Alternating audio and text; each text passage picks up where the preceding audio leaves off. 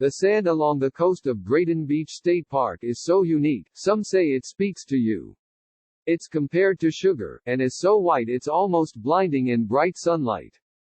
And people who've been cooped up because of stay-at-home orders can once again go walk along it and hear the unique sound the beach makes when bare feet sink in the sand.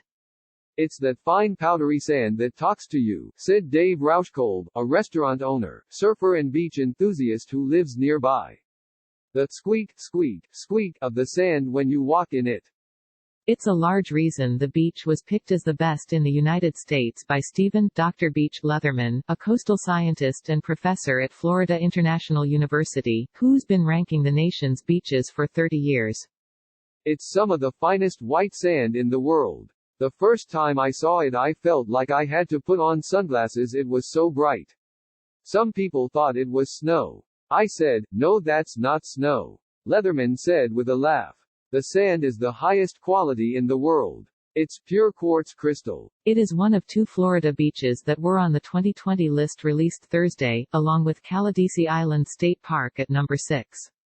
The other beaches on the list, in order, are Lifeguarded Beach on Ocracoke Island, North Carolina, Cooper's Beach in Southampton, New York, Duke Kahanamoku Beach in Oahu, Hawaii, Lighthouse Beach in Buxton, North Carolina, Hapuna Beach on Big Island, Hawaii, Coast Guard Beach on Cape Cod, Massachusetts, Coronado Beach in San Diego, California, and Beachwalker Park on Kiowa Island, South Carolina.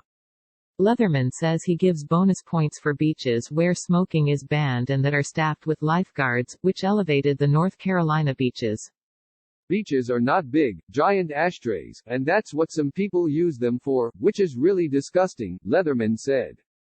Grayton Beach State Park won the list's top spot, even without a smoking ban, based on its sheer beauty. Beyond the sand, it has crystal-clear emerald water, freshwater ponds that are a geological rarity and towering dunes that are unique along Florida's 1,350 miles of coastline. Even the walk from the parking lot is special, said Rauschkolb. You have to take what I call the tree tunnel trail, he said. You can just walk in this little wonderland under the canopy of the scrub oak and poke your head out and suddenly see the Gulf. While there are currently some restrictions at the nearly 2,000-acre park due to the coronavirus outbreak, it's open. Groups larger than 10 aren't allowed and the park is controlling capacity to allow for social distancing. Cabins and camping are temporarily closed. In normal times, the park attracts 500 to 1,000 people during peak summer days. But with 1.5 miles of beach and plenty of trails, it doesn't get overcrowded, said Ben Foray, who manages 37 state parks in the Panhandle for the Florida Department of Environmental Protection. Grayton Beach is one of the gems along the Emerald Coast of Florida, Foray said. We like to call it a desert oasis. It really is a unique place with the sugar white sands that are almost 99.9% pure quartz. Your feet squeak as you walk on the beach, it's so pure. Lynn Cherry, a board member of the nonprofit support group Florida Parks Foundation, lives about an hour from the park and has visited many times.